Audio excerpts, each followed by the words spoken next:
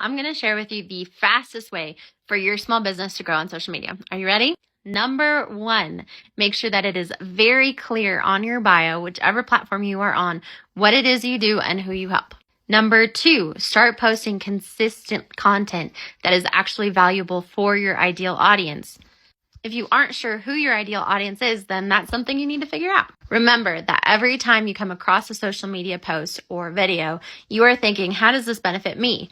Whether it's giving you a laugh or educating you or giving you some interesting facts, it's always important to keep in mind that your ideal audience is asking that question. So show them in every single post why it matters that they are watching and how you can actually help them. And then number three, analyze your content about once a month and start recreating what was doing especially well. Use that as a jumping point for the rest of your content. Create series about those same ideas or recreate it in a different way. If this helped you, follow for more simple ways to grow on social media.